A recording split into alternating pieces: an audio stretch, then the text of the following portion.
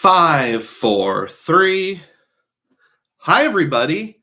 DUGROZ here with DUGROZ Reports, reporting live from my house. Today is Saturday, July 13th, 2024. Thank you for joining me here on the DUGROZ Saturday morning live stream. I sure appreciate it. Today's theme is a breakdown of the 3 different hotels that I used on my recent trip to Washington, D.C. So for those of you who are not aware, about once a year, I take kind of the big aspirational family trip, and we just got done with that this past week, and I am home now, so it's time to begin a bit of a breakdown. And today we're going to talk about the 3 different hotels I used and the pros and cons. I'm going to compare them, and I'm going to declare there to be a winner. So thank you for joining me for that. John R. is here. He's a DUGROZ diehard. Thank you. That's a channel member. For only $3 a month, you too can join and get access to content that most people don't have access to, as well as early releases and priority replies. I've got a lot to get through this morning, so I'm probably just going to dive right in here. If I don't get to everyone's question, I apologize. Matt Clausen is here, also a diehard, and John R. has just dropped a $2 super chat saying, "Welcome home, sir." Thank you. Glad to be back here in the Midwest. We had a great time, but coming home is also fun. Robert J. is here. He's a diehard. Thank you. And Frugal Dad Finance is on board. Xavier just put $1.99 in the super chat. Hey, I really appreciate that. Thank you to both of you. All right, let's dive in. We're going to start with some DUGROZ data points. These are just data points or bits and pieces of information that either I've experienced or that are important to me in the world of points and miles. I try to focus on stuff you may not find elsewhere, but sometimes it's repetitive. But hopefully there's some originality to it. First of all, I had upgraded from the American Express Blue Cash Everyday card to the American Express Blue Cash Preferred card earlier this year. It was one of those targeted upgrade offers. My American Express card actually started its life as the Blue Cash Preferred, and that was the very first card I ever got after getting into points and miles. I had some other credit cards just as a regular old adult, but my first ever card in points and miles, I downgraded it to a Blue Cash Everyday 2 years ago or so, and then I got a targeted offer from American Express that said if I upgrade to the Blue Cash Preferred, they would both waive the first year fee, and if I spent a total of $1,000, they would give me a $150 statement credit. And I'm pleased to report that has now happened. So within the last 10 days or so, my wife made a purchase at Hy-Vee, that's a grocery store, put us over the top for $1,000. She's an authorized user on the card. And within 2 or 3 days, sure enough, a statement credit for $150 posted right there on my balance from American Express. One thing that threw me off a little is it actually said statement credit Hy-Vee $150. I'm like, why did the grocery store give us $150? And then I realized, oh yeah, that just happens to be the transaction that pushed us over the top of that upgrade bonus. So that's how it listed it for whatever reason. All right, next DUGROZ data point. This will not be of benefit to anyone at all because it's no longer possible, but I wanted to share just for the sake of curiosity. I know some of you were wondering along with me about exactly how the final days of the Priority Pass dining credit would work on the Chase Sapphire Reserve, or really any of the Chase cards that offer Priority Pass, because we all know quite a while ago, maybe 6 months ago, Chase announced that as of July 1st, 2024, they were going to drop the Priority Pass restaurants and only do the lounges. I didn't upgrade from the CSP to the CSR until somewhere around late March, early April. So I wondered, like, since I'm signing up for Priority Pass after it was announced, will it not be an option? Well, on our trip, our outbound flight to Washington, D.C. was on June 27th. So just a few days before that change. And I got out my Priority Pass card, which I'd gotten with the CSR. And I'm pleased to report it did work, even though it was only 3 days away from extinction. I was able to get myself and one guest counted at the Priority Pass restaurant. And since those were unlimited, it didn't cost me anything. To give a little more detail on that, so when I got to the airport, this was the Washington Reagan Airport, code DCA, direct flight from Des Moines to there. There are no Priority Pass lounges. There's not a Capital One lounge in the DCA airport. But there is this one restaurant, it's called the American Tap Room, that is part of Priority Pass dining. And I have the US Bank Altitude Reserve, which gives you 8 total visits per year, but it's limited, and that can be lounge or dining. So I was like, I can use that, but I would use, 4 for my family on the way out, 4 for my family on the way back, and I wouldn't have any left over, and I want to have some left over. Sorry about that. So can I use the Chase version instead? And when I walked into the restaurant, we sat down. I told the lady right away I had the physical card for the CSR version, and I had the version on my phone for the US Bank Altitude Reserve version. And I said, yeah, what I was planning to do is say, I'd like to use Priority Pass. I'd like to put 2 visits on this, the CSR Priority Pass, and 2 on this, because I didn't want to use the Altitude Reserve if I didn't have to. And it was very important to do it in that order because there were so many unknowns. Would it work? Would they honor it? I don't even know. This is untested territory. And the waitress kind of jumped the gun and saw it open on my phone and scanned it immediately. I was like, no. You have to scan this one first. I'm using 2 different Priority Passes. And she kind of argued with me oh, no, it doesn't matter. It doesn't matter how I enter it. And I'm like, no, it matters. And I'm somewhat forgiving because this is really high level stuff. I mean, how many people come in using 2 different Priority Pass cards? And she kind of rolled her eyes cleared it out, started over, swiped the card. I was like, yeah, it worked fine. I'm like, well, okay, I didn't have any way of knowing. And I mentioned something about I know the Chase version's going away in a few days. And she's like, yeah, it worked fine. I don't think she was aware. And I noticed on the way out, there was a sign about using your Chase Priority Pass to make sure you tell us in advance.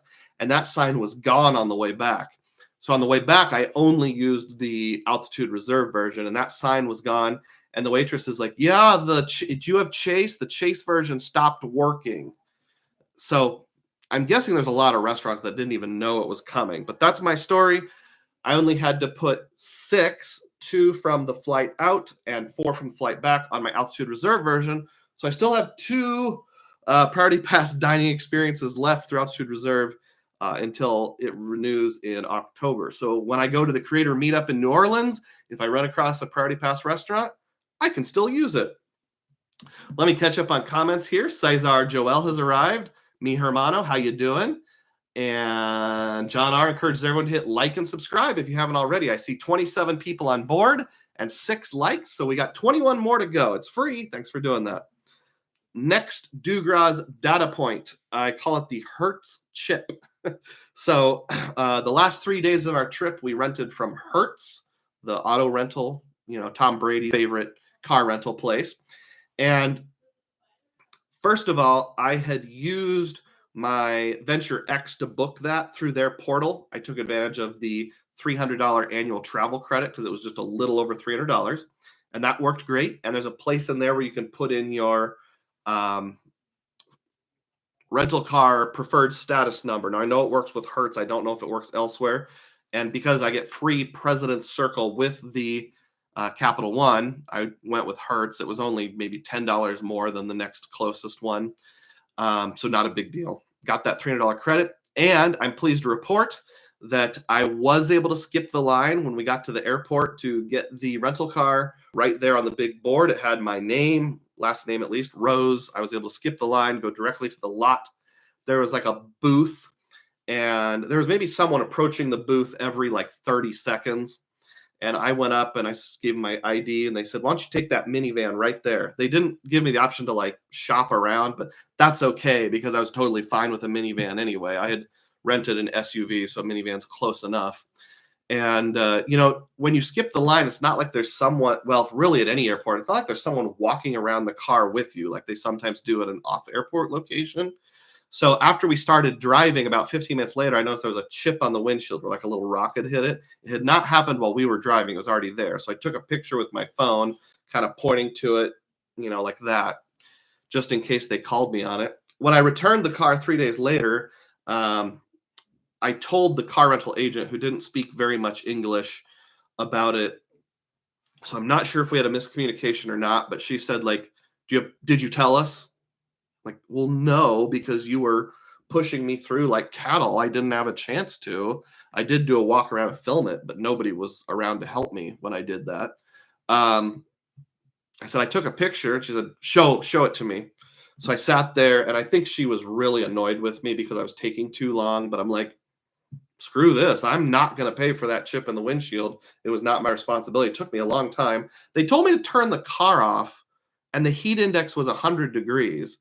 And after like 2 minutes, I said, can I turn the car back on while I'm sitting here? And she's like, fine. So it took me like 4 minutes to find it in my phone, but I did, and I showed it to her. I was a little concerned because my card on record with Hertz is the U.S. Bank Altitude Reserve, and I didn't have enough points to use real-time rewards anyway. And a temporary charge from Hertz went on there, but it was just like a damage deposit. I'm like, ooh, I hope this falls off. She saw the picture. She circled the chip, and they wrote on the windshield with like one of those chalk markers you use on windshields, like some code about damage. And instead of pulling it forward, they took it to a second spot. The guy who pulled it forward had to sit there and wait for me to videotape the whole outside with my phone. I'm like, I'm not taking any chances here. I've had one experience where they said I left at a certain time and I didn't. So I always film the outside of my rental cards.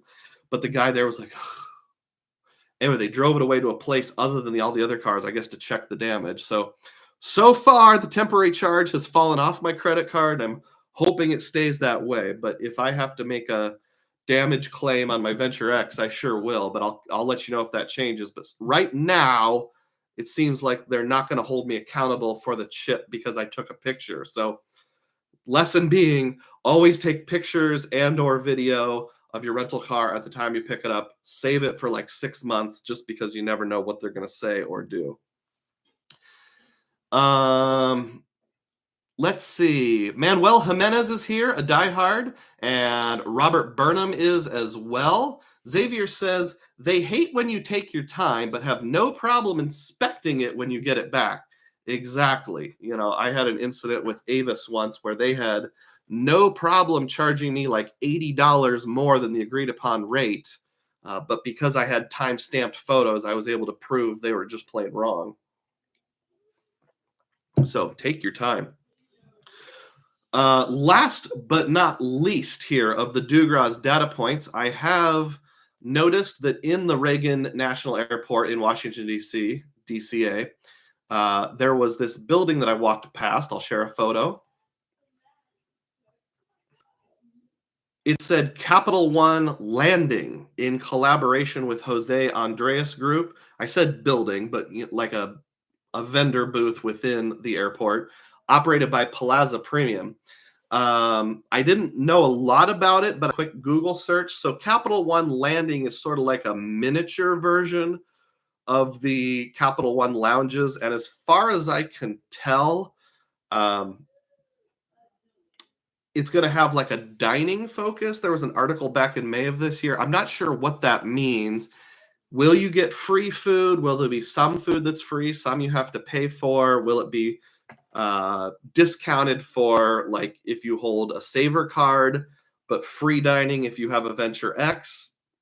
There's one coming here, and I think one in JFK, but it's not open yet. But this is just another feather in the cap for Capital One as far as lounges go. I mean, even if all you get is a free drink, at least it's a place to get out of the crowd and get away from Adam's kids.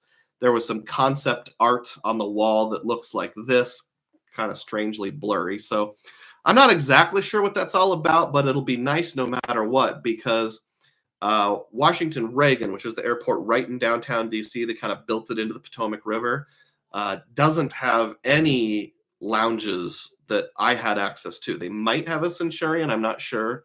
But since I canceled my business Platy, I didn't have access to that. There's no Capital One lounges. There's no Chase lounges. There's no Priority Pass lounges. There's no Plaza Premium lounges. There's just that one Priority Pass restaurant, and that's it. So it'll be nice to at least have something. Adam's kids are the worst, MR. You're right. All right. Okay. So that's it for my DUGROZ data points. So you know what that means, folks. It's time for the theme of the day. So again, just to reiterate, when I took the family to Washington, D.C., this was our big vacation where I spent the most points of the year. I tried to do it in style, balanced style with not overpaying, those kind of things. And what we're going to talk about today is how even when you're able to pay for your airfare and your rental car and your lodging with points, your choice of lodging affects other things as well, like location, how much you'll pay for breakfast and dinner, if you have to pay for any extras or amenities or resort fees or those kind of things. And I'm going to compare and contrast the 3 different hotels that we stayed at during our time there. And we'll just talk about it, and hopefully we'll glean some insight from it. All right, diving in now. So before I dive into the actual comparison, I have talked before in one video and made a members only video dedicated to this subject. I was born in a town called Ottumwa, Iowa, and that's kind of like a blue collar, very salt of the earth, low income kind of town. And there's a saying, you can take the boy out of Ottumwa, but you can't take Ottumwa out of the boy. I think I'm always going to be the kind of guy to a certain degree who's willing to drink milk directly out of the carton, who's willing to eat a hot dog wrapped in one slice of bread, because that's just how I grew up. But on the other hand, since I've gotten into points and miles, I have raised my bouginess level considerably, where I'm experiencing more high-class things. I've talked about how it's almost like you're rich for a week, or you get to feel what it's like to be in the top 1% for a week or two. And in conjunction with that, I've talked about how I have 2 different personalities that live inside me. I have the upscale bougie personality, and I have the down-to-earth, very rural Midwest personality inside me. A couple pictures will help me illustrate here.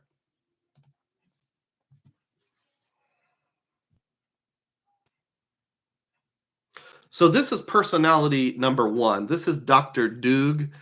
Dr. Doug enjoys the finer things, and he tries to dress up. He likes rooftop pools and fancy restaurants and staying at 5-star places and just living the swanky part of life. And then the other personality living inside me is Mr. Roz. Mr. Roz is not a fancy guy. In fact, fancy things kind of turn him off, and he feels a little uncomfortable when the blades and the ascots come out and the cloth napkins come out. I think he would rather just go to Hardee's and get the all-star burger or something like that. So I have these 2 people inside of me, and they're constantly competing with each other. And the different personalities are going to come out in this breakdown too. Is it possible for a hotel to be too fancy? Yeah, I think it is. So here's the 3 hotels that I used on the trip.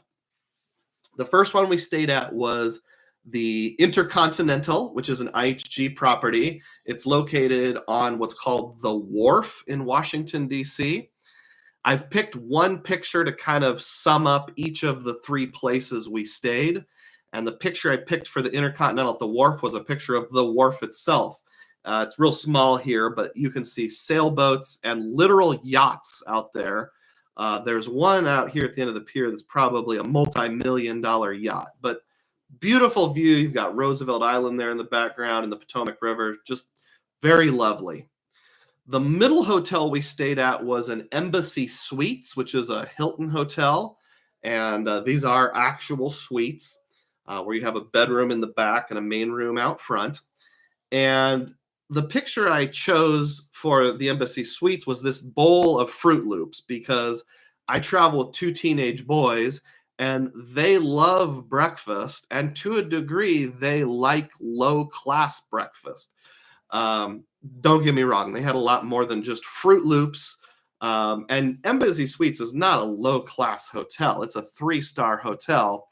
But it was a lot more practical than the Intercontinental was and had free breakfast, which I really enjoyed. A lot of little free things. And then the third one, forgive the bad margins, was booked with choice points. And this was the Salamander Resort in Middleburg, Virginia, Northern Virginia, just west of the metro area. And this is through the Preferred Hotels partnership, which is sort of like Small Luxury Hotels is with Hilton.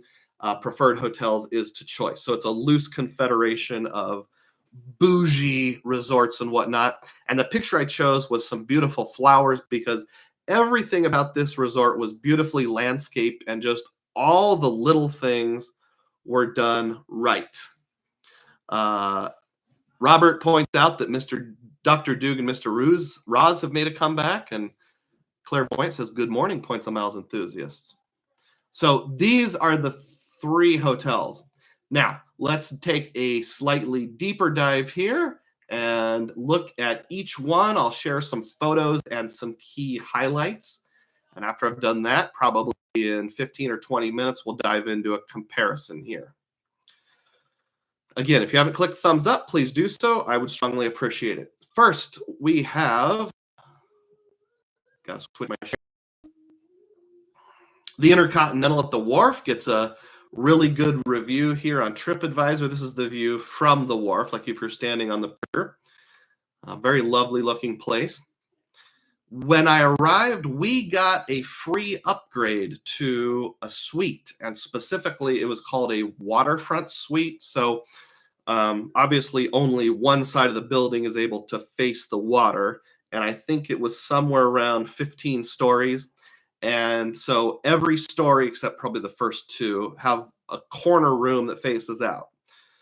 So if, let's just say 15 stories, 13 stories, 2 corner rooms, there's only 26 of these rooms in the whole place, and we got one of them. I took a page out of the book from Nick Reyes with Frequent Miler, figured out the name of the manager, their email convention, emailed ahead, and asked if we could get connecting rooms. And we did get connecting rooms, but we also got a suite. So the wife and I had a suite. The 2 boys had just a regular 2-queen room, which connected to it. So that was really nice. I do have the IHG business card, and that gives you Platinum Elite status. These pictures are kind of in random order because I didn't have enough time last night to arrange them. There is a rooftop pool there. One thing about the rooftop pool is I think the idea of a rooftop pool was more exciting than the pool itself because being 15 stories in the air, there's a lot of wind and it gets kind of chilly. So it was okay. It was nice to dip in for like 5 minutes, but then just be done. Of course, I had to get my standard content creator picture here of me in the rooftop pool, to prove that I've arrived, of course. Some people are going to get an advertisement in about 30 seconds. I apologize. I have no control over that. So please stay with me if you're one of them. There was a partial view of the Washington Monument from the rooftop, although it's somewhat obstructed. When we arrived, they gave us this complimentary welcome plate of meat, cheese, crackers, fruit, those kind of things. So it was very pinky in the air, very pinky in the air. And a handwritten welcome card from the hotel manager, or someone at least pretending to be the hotel manager. So I really appreciate that. They did thank us for being Platinum Elite members. So that was nice. A television popped out of the end cabinet in front of the bed. We didn't use it, but that was kind of cool. You could make it go up and down. So very fancy. And here's that view I mentioned. This was probably the best part of it. View of the Potomac River, all the multi-million-dollar yachts and whatnot. Check out this one right here. Check out this one right here. And even though these were there the whole time, I saw maybe two of them pulling out the whole time. So how much you want to bet these are millionaires that like the idea of having a private boat, but only take it out twice a year? There was one evening where there was a wedding going on this pier. You can rent it. And there was a barge with fireworks. It was like on maybe June 28th, 29th, something like that. This is Virginia over here in the back. Here, I think it was actually one of those what to do in D.C. manuals that your senator sends you. Complimentary coffee with creamer and milk and stuff all day long. My wife likes almond milk, so she was excited to have that. Here's a picture of the bed during the daytime. Corner room, so that's looking out one way. This way would look out towards the water. There was a Hyatt right next door with a rooftop pool on like the third level, so I could look at the people at the Hyatt pool, which there weren't very many. This is the living room side of our suite one more time. And this is out front when we were waiting for the Uber to pick us up on the back end. They had a doorman who almost always opened the door for you. This is not the price per night that I paid at the time of booking. I'll get that in a few moments. But after I arrived, I just looked up what the cost of the suite was. $1,000 per night for the suite. So that's what we got upgraded to, the waterfront suite. $1,013 per night. All right, so here's the breakdown of the Intercontinental. We spent our first 4 nights there, and we probably all know that IHG gives 4th night free if booking entirely with points, which we did. So 4 nights, got the 4th night free. The point total is 167,000 points per room, but we always or almost always book 2 rooms so that we can have some privacy and kind of put the boys over there in their own little closet. That's 334,000 points.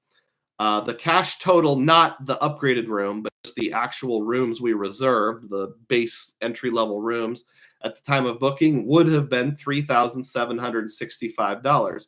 That comes out to 1.1 cents per point. Now, as Paul Harvey says, here's the rest of the story. Resort fees. Don't like resort fees. So unlike Hilton, IHG does not waive resort fees. And I believe Hyatt, if you're globalist, also waives resort fees on points bookings. If you know of any other programs that waive resort fees, let us know. But IHG is not one of them. So there were these resort fees. It was $34 per night. And since we had 2 rooms and 4 nights, it was $34 something with tax. That came out to $278. So if you take that into account, that brings the cents per point from 1.1 down to 1.04. At the time I checked out, I mentioned it and kind of passively aggressively said, oh, I must be thinking of Hilton, hoping they might waive 1 or credit 1 or 2 as a courtesy. They did not. The breakfast cost. Platinum Elite status does not get free status. You have to get all the way up to their top status to get free breakfast. I think it's Diamond, which I did not have. So we ate breakfast there 3 out of the 4 next mornings after staying. The last morning we had to get up really early because we had an activity. So we just ate like granola bars in the room. But that was $309, not a free breakfast. So if you take that into account, now we're down to 0.95 cents per point. So the real cost, and by real cost, I mean if you have to pay for breakfast plus any resort fees or amenity fees and taxes on those things, was $587. And then I just asked the question, did I get a free upgrade? Yes, I got the free upgrade to the waterfront suite. So that is IHG. Catching up with comments here, let's see. Philmo has arrived, big time DUGROZ diehard, and says, doesn't feel like a Saturday without a DUGROZ live stream. Morning, everyone. Good to see you, Philmo. Robert says, you're still getting some lag on your audio. I guess it's still on the Chromebook. It's okay. Yes, I have used my super chats and other revenue to order a new computer, an Apple computer. I just put in that order yesterday, but it won't arrive till next week. So I'm still using the old 4 megs of RAM or whatever it is. I think it's 8 megs, low performing Chromebook until then. So I apologize. Bear with me. As long as you can hear me, that's the main thing. Philmo says, never received a welcome letter from a manager. I did receive a few requests to vacate in my younger days, of course. Do I know what my cents per point would be with the upgraded room, says Xavier. I do not. You want to run a real quick and dirty calculation. So if I've got 3765, let's say I divide that by 2. So just the boys' room, the 2 queen rooms would be 1882. And then if I have $1,000 per night times 4 nights, that's 4,000. So if I add those together, 3. Nope, that's not how you do it. So we take 5,882 divided by 334,000. Always keep a calculator handy. 1.76 cents per point. So that rounds up to 1.77. So if I had taken the free upgrade into account, that's 1.77. I generally don't because you can't plan on getting a free upgrade. But hey, good question. All right, so that is the Intercontinental. Thank you for hanging in there, the 18 of you that are still on board and any of you watching later.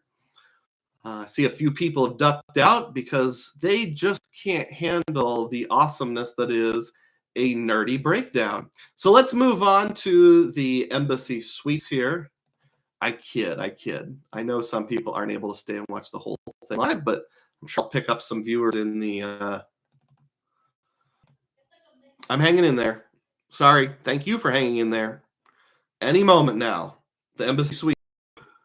Thank you so much. A new microphone and a new cell phone too. So if you want to throw a buck or two at me, it'll still be going towards the technology fund. Okay. Hotel number 2, the Embassy Suites by Hilton, Washington D.C. Convention Center.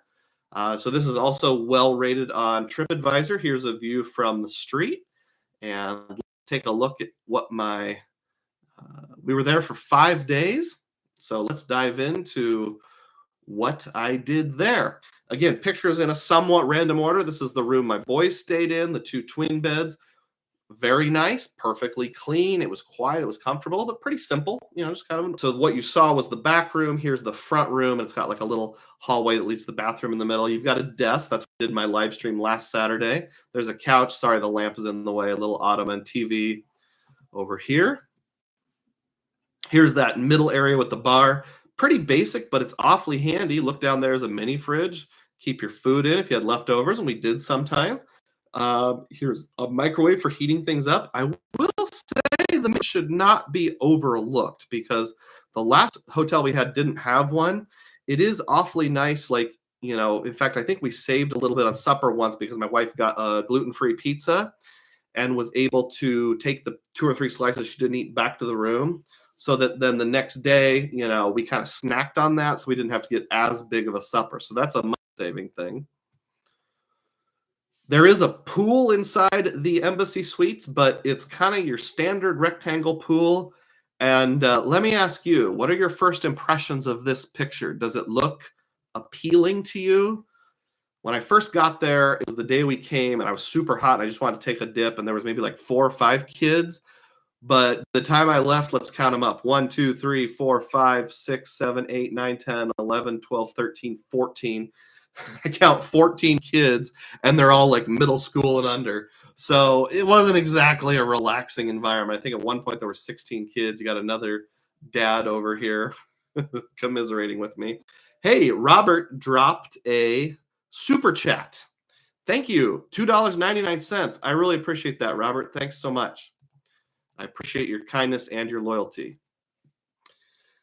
There's the free breakfast. Unfortunately, I forgot to take a picture before we put ketchup on the plate, but kind of your standard orange juice, milk, sausage, eggs, breakfast potatoes, French toast, and of course you got to, Mr. Roz insists on some ketchup to dip those sausage links in. The sugar. So here's a picture of a couple washers and dryers, and you might think to yourself, this is pretty unexciting. It's unexciting, but man, I gotta tell you, this came in clutch for us, the ability to do laundry in the hotel. Because the first hotel, the IHG, didn't have a laundry room. The last one, the Salamander, didn't have a laundry room because they assume if you're staying in a five-star hotel that you're just going to pay for the dry cleaning, but that's like 15 bucks per shirt. So it was a very simple room. It was in the basement. There's only 3 washers, 3 dryers. But man, that came in handy because let me tell you, Washington, D.C. in July is hot and humid. We sweat so much, and we try to travel with just carry-on bags. So we were there 12 days, including the 2 days of flying. It's not enough to make it 12 days, especially when you're sweating and you're changing clothes at least twice a day, once when you first wake up and once in the middle of the day, plus putting on your pajamas at night. Laundry machine, it was clutch. It was very important. And they took credit cards, so at least I got some points. It did not code as travel, though. I tried to use my Aeroplan trick, and it codes as like laundromats or something like that. I should probably have the Attune card. This was the king-size bed in the room that Mrs. DUGROZ and I had. Again, it was fine. Nothing wrong with it. This is the view of kind of a regular office building across the street. And over here is the Conrad, if you're interested. You can kind of see a reflection here of we were right above the flagpole, right in that kind of strip of gray there. I think on the 5th floor. Hilton has guaranteed connecting rooms, which is a big deal. I don't have to call it and beg. That's a big feather in the hat for Hilton. Standard. And let me tell you, here's a middle-aged dad wearing jeans. I saw at the Intercontinental, there's a lot of people wearing their blazers and ascots and yachting clothes. The Embassy Suites was just people like me, a whole lot of cargo shorts, a whole lot of sports teams, that kind of stuff. Mr. Roz felt really comfortable. This is where the breakfast was, the free breakfast. You could sit at these tables. There's another room back there. There's a line that goes around the corner. One line, you get a custom omelet, and you had to wait in line. One was just, your normal egg, sausage, Fruit Loops, those kind of things. Pop, orange juice, milk. That was also where you would eat your supper. Mrs. DUGROZ waiting for the Uber on our last day. I didn't really take any good pictures of the exterior, but this is the closest. I like these lions they had out front. So here's the breakdown of the Embassy Suites. Point total, $320,000 per room, and since we had 2 rooms, that's 640,000 Hilton points. Now remember, Hilton transfers from American Express 1 to 2, and if you have a sign-up bonus, or excuse me, a transfer bonus, it could easily be like 1 to 2.6. So think of it like, and in fact, for most of all of the transfers, we had a sign-up bonus. I don't think I've ever transferred from American Express to Hilton without a sign-up bonus. So it would really be like probably around 256,000 Amex points, somewhere in that range.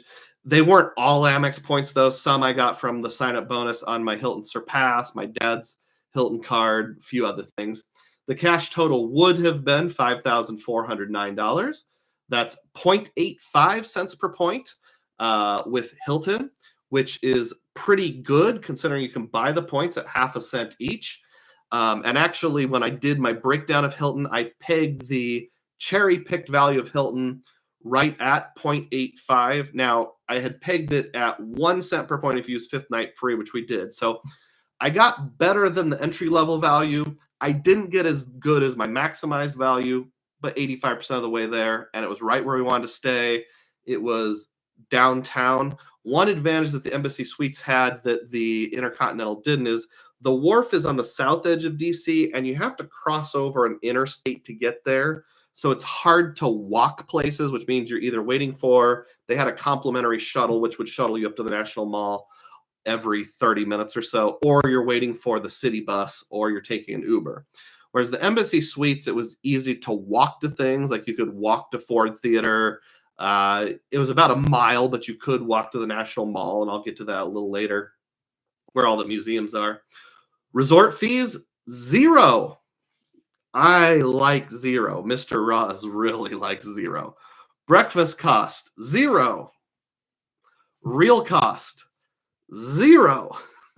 Free upgrade? No, didn't get a free upgrade. Would a free upgrade have been nice? Yeah. Was it a big deal? Nah, we had 2 separate rooms. All right, let me catch up on comments here. Filmo said, I may have missed it, but did you get the IHG points from subs or transfer? Some of each. So most of it was from the sign-up bonus on my IHG business card. I still had some points left from that. I did go for the big spend bonus last year, which was a $100 statement credit, and I think either 10,000 or 20,000 IHG points, plus all the natural spending that comes with that, which is always a minimum of 3 points per dollar, a little bit of gift card buying at Office Depot, that kind of stuff. And then a very small top off came from Chase points when Chase had a 1 to 1.6 to IHG transfer bonus earlier this year. That's still not very good since you can buy it at 0.5 cents each, but I just wanted to get it done with. So I think it was only like 9,000 Chase points that I transferred over. So most of those IHG points came from either earning on the card or from the sign-up bonus. Xavier said the pool would look good if it was less busy. John R. notes the busy pool. Xavier says, I'm that dad. My kids love a hotel pool. We could spend hours there. Ironically, my kids never went to the pool in the Embassy Suites. They did it the rooftop pool at the Intercontinental, and they did it the last one, which I'm getting to, but they never went to the one at the Embassy Suites. MR says, I love properties that have washers and dryers that are easily accessible. Me too. Even the Holiday Inn Express in Asia had laundry rooms as well. John McKinstry agrees. Laundry rooms. John McKinstry says, I stayed at a Staybridge Suites one time, and the machines in the guest laundry room were free. Well, I really like free. It's free at most low-end IHG properties, I think.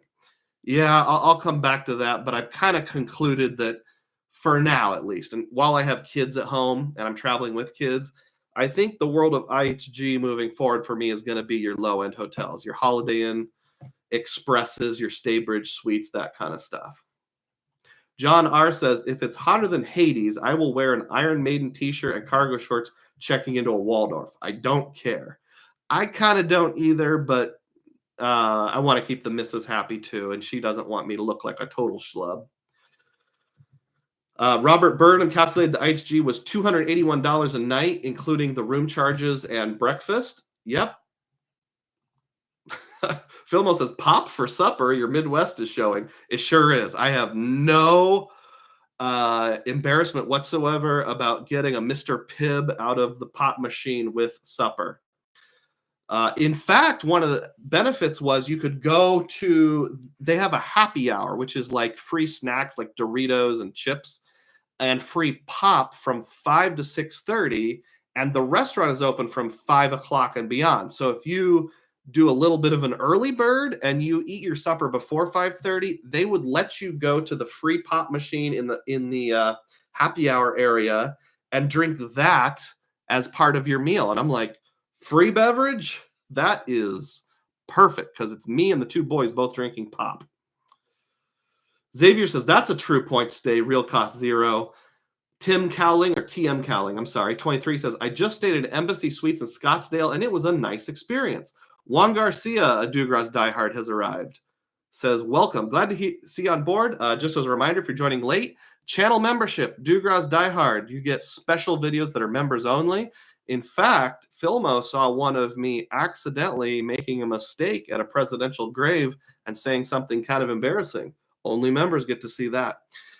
So if you join while the live stream's a session, there's a little party that goes on in the margin. Robert J says, this is why I'm a Hilton fan. Robert Burnham says, Hilton is $400 per room per night, including food and resort at 0.5 cents per point. That's if you're buying the points straight out. Xavier agrees with the free afternoon drinks. Oh, yeah. Every adult got 2 tickets for an adult beverage, like a beer or a wine. I didn't take advantage of that because my family, we don't drink much. I actually went up and asked if I could get like a mocktail or something with it, and they said no. I'm like, I'm sorry, I'll stick with my Mr. Pibb. Juan Garcia says, traveling for business to the Dominican Republic, staying at Hilton Embassy Suites, looking forward to it. John excels at looking like a total schlub. And yeah, that's it. Okay, we're caught up on comments. That takes care of Embassy Suites, I think. Yep, back to the beginning of that folder. So on to the last, but certainly not least, the Salamander Resort. So again, this was booked with choice points. It's kind of a newer thing that you can book preferred hotels online using choice points. They just now figured out how to do that. Well, by just now, I mean back in February. Time. Ba-bum-bum-bum-ba-dum-bum. There he is. Okay, the Salamander Resort, the #1 resort in Middleburg. It's also the only resort in Middleburg. So, but that's some good marketing there. So I used choice points to book this. You've been able to book preferred hotels using choice points for a while, but as Frequent Miler showed, it was a PITA and you had to call in. It was very ornery and obnoxious. They added the ability to do it online like back in February or March. Interestingly, when I was ready to check out, there was some confusion on what room charges, if any, I had to pay. And the front desk agent said, "You're only the third person I've ever had who has booked using choice points. And all three of you have been within the last 2 weeks." So it just went live online back in February, March, but I think people are just now starting to use it. When I get to the breakdown, I will come back to that sort of thing. Here is the bathroom. You got 2 vanities. You got a bathrobe in the background there. Very lovely smelling shampoo and stuff. Here's the shower stall. And I point this out because, I mean, we've all seen a shower. First of all, I don't like transparent doors, but if you're going to have one, this was a good one. Nice big shower with like a waterfall. There's a jet here and here. You could turn the dial and it would hit you either in the upper back or lower back, and they were adjustable. It was like a massage thing. I could take a shower in one of those every day for the rest of my life, and that would be perfectly okay. Here is just a little, I think that's real granite end table near the entrance and a place to change your shoes. Even the Kleenex box was fancy. I'm going to do a video about all the little things they did right at some point. A little writing desk where you can do your correspondence. Dear mother, the points have certainly been plenteous this quarter. There's the bed. Look how fancy they made it up with the corners and everything, and the pillows perfectly stacked and all that. And you got drapes here like you're Mrs. Pumphrey from the United Kingdom or something like that. Interestingly, every single one of the pictures in the room was by the same lady, and it was the founder of the resort. So I think she started the resort just because she wants to show off her own artwork. Lovely corner couch, very clean. That's a real plant, folks, not a fake one. Look at this room. Crown molding, chandelier, beautiful picture. Just awesome. My wife even said, you know, you never think about how much of a difference crown molding makes until you're in a room that has it. Fireplace. This is the temptation station where you take one of these things and you have to pay out the nose. $10 for like a little thing of M&Ms. The coffee was amazing. My wife really talked it up. I don't drink coffee, but that's an actual espresso machine. This is my boys' room, equally nicely made up. Let me tell you about the ice bucket. This is the best ice bucket I've ever seen. It had a removable inner metal part, and the whole thing was like this thick, like 1.5 inches thick. That ice ain't melting for 24 hours, and all bound in fine leather. Copper here on the Kleenex dispenser. They had all these milk cartons that were actually filled with water, not milk. Mr. Roz got kind of excited hoping there was free milk, but it was just water. I think because these are biodegradable, but they gave you these as often as you wanted. Like if you went down to the indoor pool or the workout room, there's just a fridge where you can just take them out anytime, day or night, no cost. I don't know if this picture makes sense or if I'll be able to use it because the lighting wasn't great, but these are the 2 credit cards that got me there. The Citi Premier Card, now called the Strata Premier, and the Wells Fargo Autograph, because I used all my points, sent them 1 to 2 over to Citi.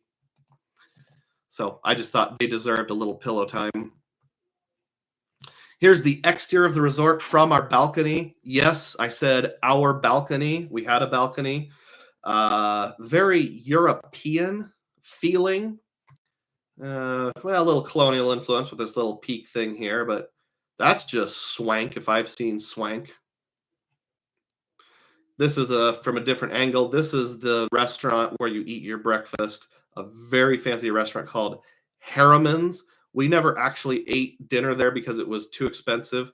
They had a less expensive bar and grill where you could eat supper, which was still expensive. So this place probably would have been $300 per meal. In the shower was a cubby hole where I could put my wireless speaker, although it echoed a ton, my glasses and your shampoos and stuff. Every shower needs one of these. It is a great property, John. I think everyone should go there. Look at this flippin' lobby. I mean, I think Scrooge McDuck hangs out here. I'm pretty confident. And they really like horses and equestrian stuff because they have like a stable there on site. Pinky goes way in the air. Cloth napkins. This is the roof of Harriman's, the dining area. They got a dome, very much like a Monticello type feeling or colonial building feeling.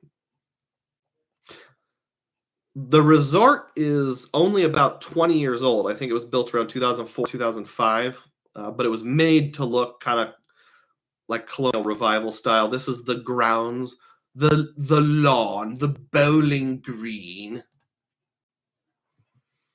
They had a library next to the lobby if you want to play chess or check out books.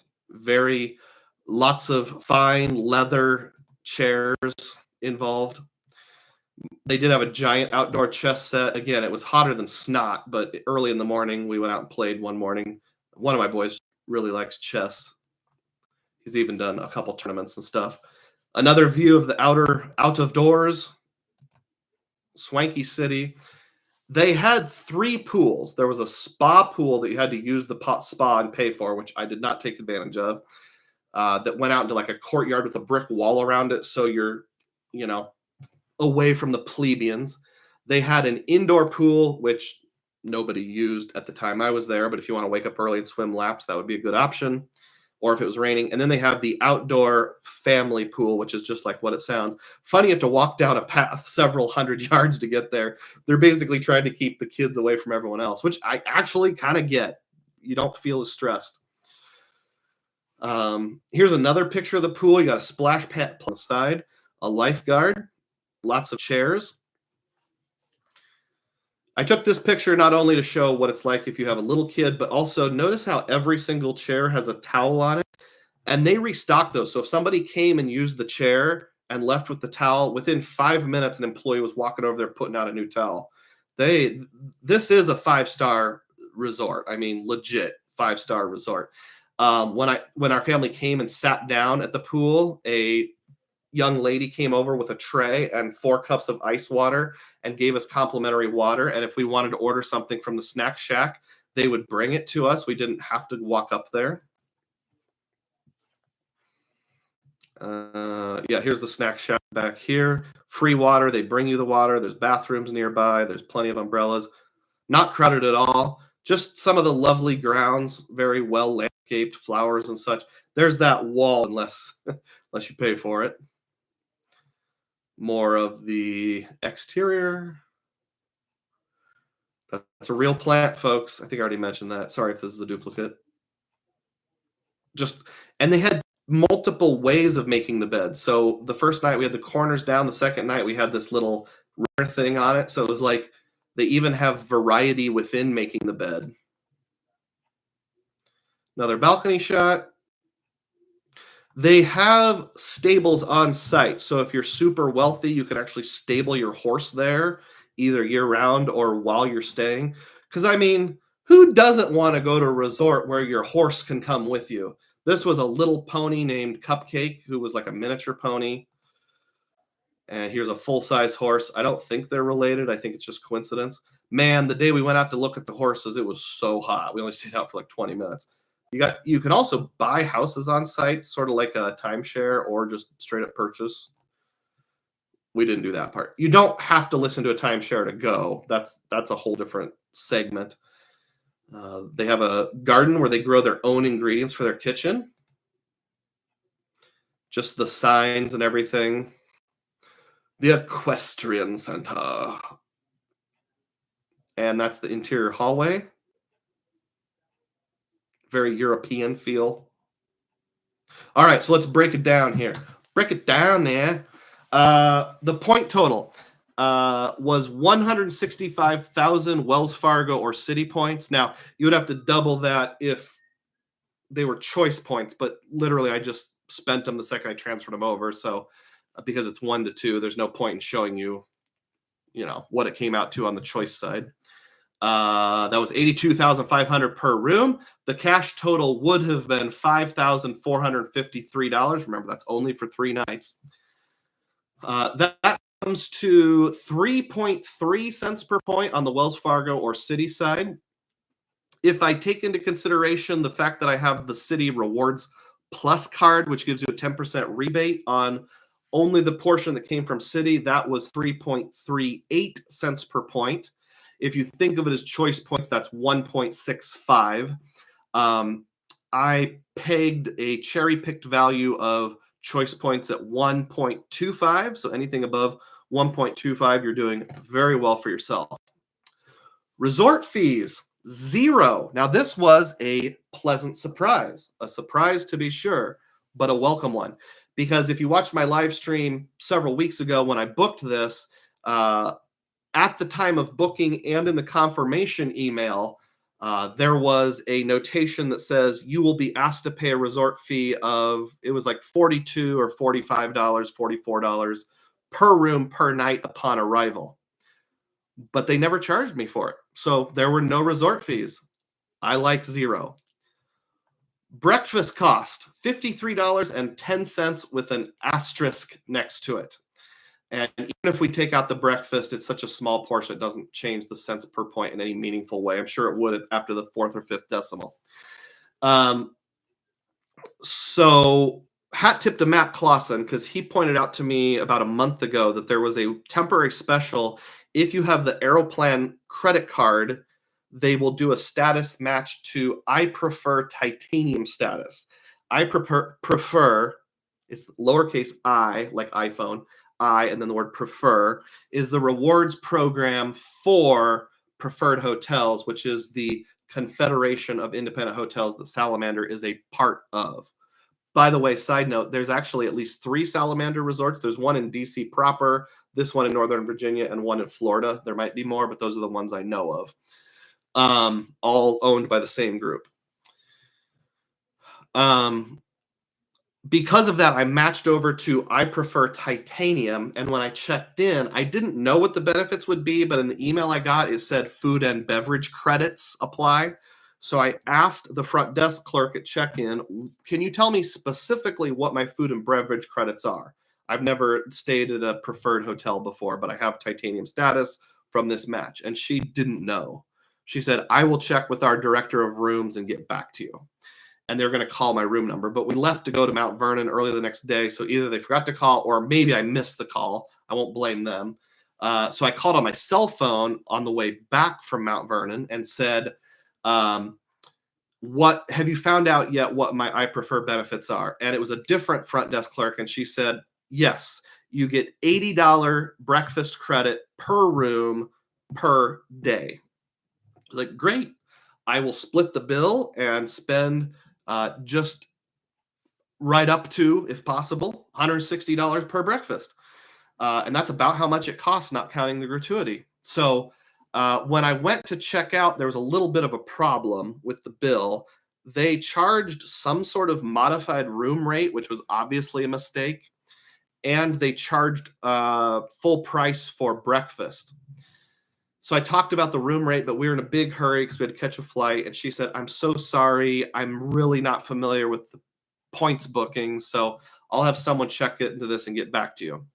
And about 2 days later, I got an email. First of all, I don't know if they forgot or just need a reminder. I had to email them, call them. They emailed back, fortunately, early yesterday morning and said, yep, you're right. There should be no room charges. So there's no resort fees, there's no room charges, just breakfast and any meals and incidentals you charged your room. And I said, oh, I was told that I get the $80 per room breakfast credit because I'm a titanium member. And she said, well, I apologize, Mr. Rose. If you book with I preferred points, you would get that. But since you booked with choice points, you don't get it. And I kind of questioned, she said, there's two separate types of bookings. You can either get your choice privileges benefits, whatever choice status you have, and I don't have any, or you can book with I prefer points and get your I prefer bonus, but you can't mix and match them. And I said, well, that's a little disappointing. I understand the policy, but no one explained that. And I did specifically ask, and I was told I get $80 per room per breakfast. And she said, tell you what, since we gave you incorrect information, that's on us. I will manually credit you up to $80 per room, excluding the gratuity. So they did that, and I was thankful, and I thanked them for it. So the $53.10 is just the gratuity. We only ate breakfast there twice. The first night, first day we ate at McDonald's. So the real cost was just the gratuities left at breakfast, $53.10. That's really not bad for a 5-star resort, 3 nights. Free upgrade? No. And I wrote in parentheses, don't need one, because the whole place was so stinking fancy.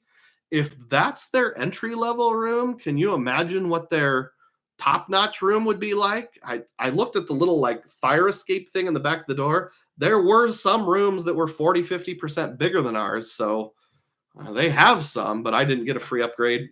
It doesn't even bother me. So the reason I put an asterisk here is because I feel like I struck gold here. I didn't have to pay any resort fees. I didn't have to pay any room fees. I didn't have to pay for breakfast, but this can't be replicated because they're going to learn, now that it's out there, that people who have both I prefer status and choice status have to pick one portfolio of benefits or the other. And since there's no, as far as I know, there's no currency that transfers to I prefer directly, the only way I'm going to be able to ever afford to stay here is with choice points. So I'm not going to be getting free breakfast in the future. And the breakfast was very close to that $160 per meal for our whole family. So that breaks down the Salamander Resort. All right, now time for the verdict and the comparison here. Then we'll take a little break, and then we'll get into our question and answer time from the community tab posting that I did yesterday. Changing sharing.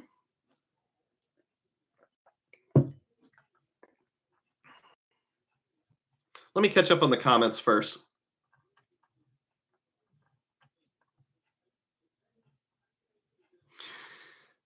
MR says, sounds like a grave mistake. That's referring to the slip up I had at the grave of President Madison. But ting. Okay.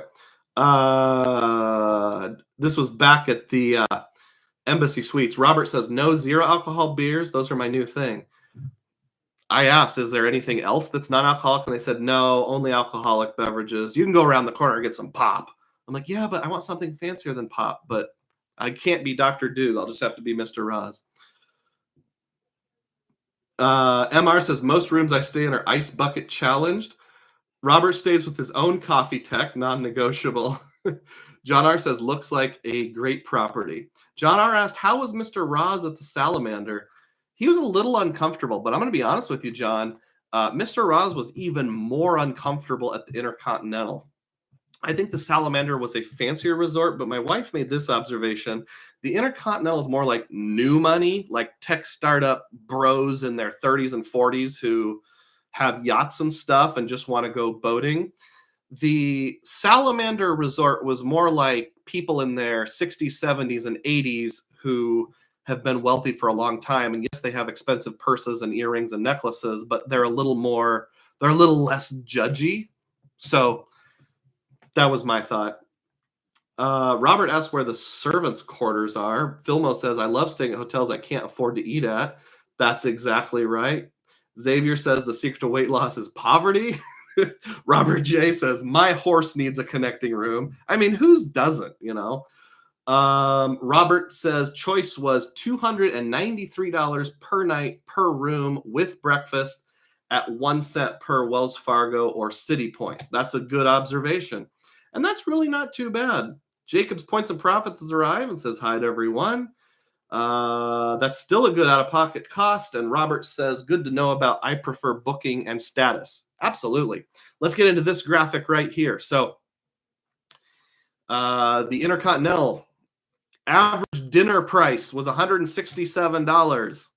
At the Embassy Suites, the average dinner price was $102, partially because you could go get your beverages, which 2 out of the 3 nights we did at the free pop machine. And then the Choice Salamander was an average of $169. So do you notice a pattern? These two were about $60 per night more than this one. So if, let's just say you ate 2 out of 3 nights, that's $120. That's real money. So let's move on here. We're almost ready for the winner. Here are the comparisons. Now, I ranked each of the hotels based on these 4 factors on a scale of 1 to 10, 10 being the best. Point value, in other words, what did I get for the points? The Intercontinental, I ranked at an 8, and that's mainly because we got the free upgrade to the waterfront suite, which made those points even more valuable, as Robert Burnham pointed out. Hilton Embassy Suites, the point value was about a 5. It was okay. Wasn't great, squarely average. Salamander, I would say 7. You know, very good. Not quite as good as the Intercontinental. There was no free upgrade, but pretty good. Luxury, the Intercontinental, I felt like it was a 9. Embassy Suites, I felt like it was a 6. Still perfectly cromulent, just more, you know, if I was an average cargo shorts wearing dad, which I am, who had saved up rather than using points and miles, that would be pretty good. Salamander was a 10. I don't know if I'm biased because, you know, I've never stayed at a SLH property in Venice or anything like that, but that's the fanciest hotel I've ever stayed at. By the way, just in terms of ranking on hotels.com, the Intercontinental and the Salamander were both listed as 5-star hotels. The Intercontinental was actually listed as a 4.5-star hotel. I didn't know there was such a thing as and a half, although they claim on their website they're 5 stars. This one definitely was a 5-star hotel. So 5-star hotel, 4.5-star hotel, and this is a 3-star hotel, if you're wondering. Convenience, the Intercontinental was a 5. It was okay, but things that just made it average were, like I said, it was hard to walk anywhere because there was an interstate in the way, and not having laundry on site. Convenience for the Embassy Suites, a 9, because you had laundry on site, you had your free pop, and it was within easy walking distance of the museums and stuff, or a real short Uber. The Salamander, I'd put it a 7. It wasn't meant to be in town. It was out in the countryside, you know, maybe an hour west of Arlington, Virginia. But they did have like the free waters all the time. I mean, Intercontinental would give out free waters if you asked at the front desk, but here it was like literally they were constantly stocking your room. One night they knocked on our door and said, hey, you want some free water and some free cookies? And we got some free little fancy truffle-y things that are so fancy. Mr. Roz doesn't even know what they're called. Dr. Dug will learn someday, but hasn't yet. So lots of convenience, and just the layout was good. Like walking to the lobby was easy. The elevators were well placed.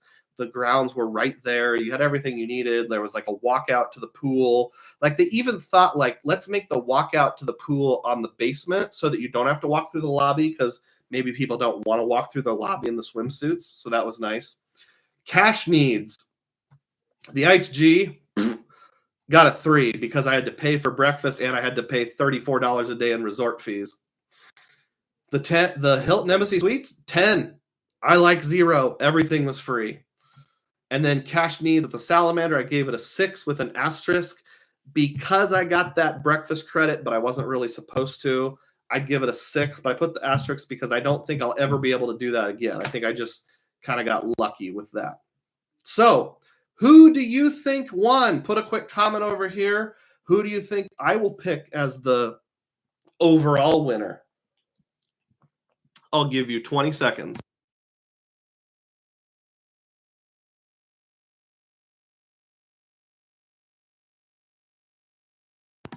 Do do do do do do do do do do do do do and the winner is the Hilton Embassy Suites. Yes, the Hilton Embassy Suites. Mr. Roz won and was just unable to resist the excitement of free. So there was Philmo says, "Give me that Salamander luxury." That was a close second. It was definitely not the IHG. The resort fees just turned me off. Don't get me wrong; it was a great place, but I'm not going back with kids ever. If we ever go back to that kind of place, it'll be just the two of us. I learned something about myself on this trip. So there was a discussion on someone's YouTube channel in the not too distant past. It might have been Anthony Venture, maybe not. If you know who I'm thinking of, let me know. What is the goal of points and miles? Is it to get maximum value? No, I'm sorry. He may have discussed it, but I'm thinking of guy who lives in Los Angeles. He always wears hats. Oh, this is super embarrassing. I'm having a brain fart. 2-letter name. He says, "What's up, guys?" It's not RJ. It's CJ? No. Oh boy. I'm so sorry. It'll pop into my head. Someone let me know who I'm thinking of. He did a video on JP Knowledge. Shoot, that was embarrassing. I'm sorry. JP Knowledge did a video where it was like, what's the purpose of travel with points and miles? Is it to get the best cents per point, the best value, even if you still have to pay some cash for things like incidentals and resort fees and taxes and fees on your first class flights? Or is the purpose of travel to do free travel, to make it actually as free as possible? And I think both are valid. It just depends on what fits your life situation. If I had a household income of $250,000 a year, so I'm putting $10,000 every year into a travel savings account, it would probably be the first one. I would probably try to get the best value possible. But I have learned that the joy of free is so exciting for me, I can't overcome it. So I think all of my future travels are going to shade that way.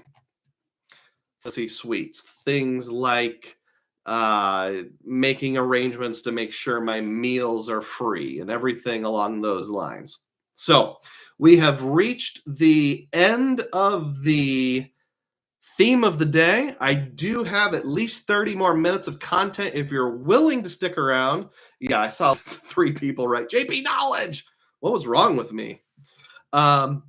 I will take our first bathroom break and come back. So if you get a commercial, please just watch it because there's nothing going on. Some of you will have a commercial. Some of you will just stare at the wall. And I'd like to see at least 34 people when I come back. So just hang tight. Thanks for your patience. It should be about 90 seconds.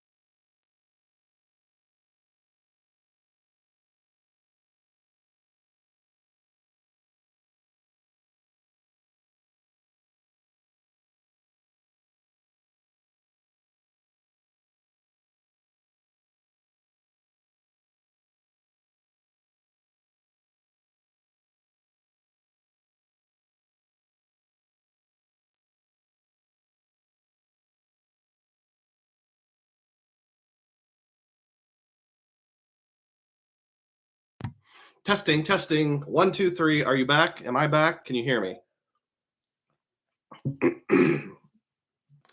Oh, we didn't retain the 32 people. Oh, well. All right, I'm going to catch up with comments here. And okay. It looks like a lot of people guessed Hilton. One person guessed Choice. One person guessed Salamander, Hilton. So yeah, I never asked you what you preferred, just what you thought I would prefer. So those of you who said Hilton were right. Best, Xavier said it this way, best overall value may not be the most elegant, but good. And I agree with you there. Jacob's Points of Profit says the resort fee with IHG is rough. Yeah, and actually, there were other hotels I was looking at where the resort fee was a lot higher. So $34 a day is not even like a high resort fee. Xavier says, make my travels cheap as possible. MR says, free is the goal. 4 different people said JP Knowledge when I had my brain fart. Robert Burnham says, luxury is nice to experience, but the real value gives a long-lasting good feeling. The real value was the points we made along the way. MR made a joke about you're in trouble if you aren't back in 90 seconds. That's great. Frugal Dad likes the biology breaks because of coffee. All right, they can hear me loud and clear. Great, glad to hear it. Okay, so every Friday, or at least almost every Friday, I will post a community tab, and I'll put a picture up where you can guess where the picture's from. And then secondarily, you can ask a question on that community tab, and I will try my bestest to get to it on the live stream the next day, and that is now. So I'll pull up a picture. Excuse me, I'll pull up a copy of the picture here. I've got too many tabs open. It's really causing lagging. Let me get a couple of those. This one's going to be a real out where I took this picture. So where do you think this is from? Hey, that's a really nice shirt that guy's wearing. Nobody actually registered a guess, but that is the United States Capitol building in Washington, D.C., where I just was. So there we go. All right, let me find the tabs that I have open that I don't mean to have open, and I'm going to close those. Thank you so much. I appreciate all of you, members and non-members alike, who bear with me on Saturday despite my technical difficulties. One thing I remember when I went to the creator meetup in Las Vegas last year, there was a fella, and I don't remember his name. If you're on board, speak up, who said, when people were debating editing software, I work in editing. Let's be honest, nobody is watching you guys' channel because of the awesome graphics. It might help bring in some new people, but you're watching for the content. At least I certainly hope that's true. All right. Community tab question number 1. How many activities did you plan per day in Washington, D.C., and how did you balance rest and downtime versus sightseeing in an area with so much to do and see? And this question was by J. Hess number 9SC, which is actually my channel members. I'm not sure one. I apologize. If you're here, speak up. You know how sometimes it will say things like,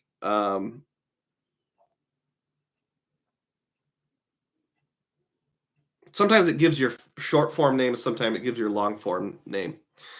Well, thank you, Jay Hess. I appreciate the question. So our family is one that tries to not cram too many things in. Otherwise, it kind of makes your vacation less enjoyable. I wouldn't say it ruins it, but you're right. Washington, D.C. had so many things to do. We kind of had like, here's all the things that are must see and do.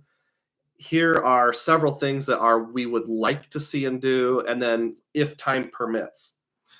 We didn't get to anything on the if time permits list, and we only got to like 2 things on the would be nice list, because you're right, there's just so many things to do. So generally we planned one primary thing per day and one like auxiliary thing per day, and we tried to do the most important things first.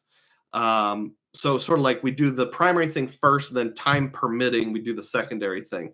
One thing about Washington, D.C. is the whole town shuts down, all the sightseeing stuff, somewhere between 5 and 6 p.m. So you need to be in the habit, if you go to DC, of early to bed, early to rise, so you can get to stuff right when it opens at 9 o'clock. Otherwise, you'll get to 5 o'clock and be like, ah, crap, you're closing.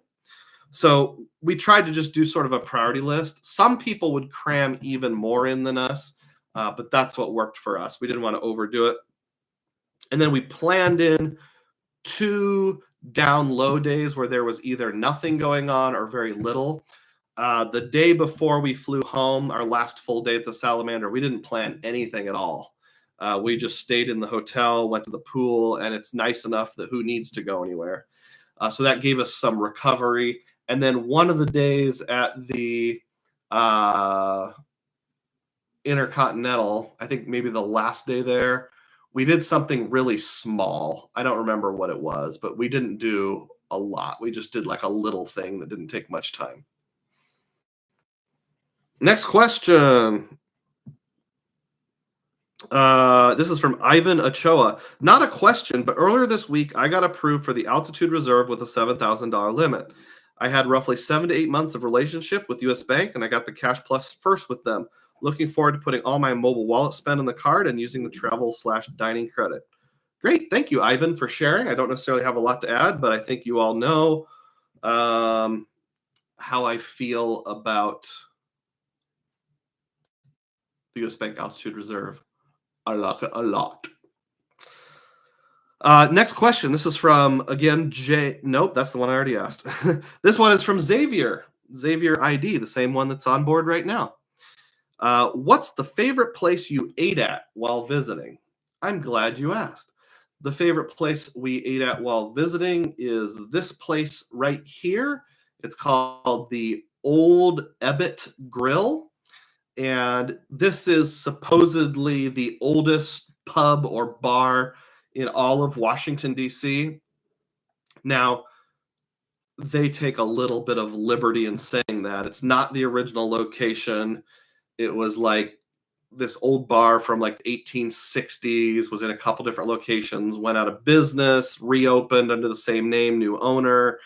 That owner like got bought out by another conglomerate, which they now own. So that kind of indirect zigzag lineage they're claiming as the oldest bar and grill in all of Washington, D.C., called the Old Ebbitt Grill. Supposedly, lots of former presidents have dined there, like Andrew Johnson, General Grant, Grover Cleveland, William McKinley, Warren G. Harding had all eaten there.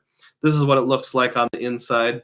But the reason why this was my favorite place was because of this. They had a pork chop. And it's a nice shot of my asthma inhaler up there in the corner. Of course, being from Iowa, I have a pretty high standard for pork chops. But long story about saying pork chops.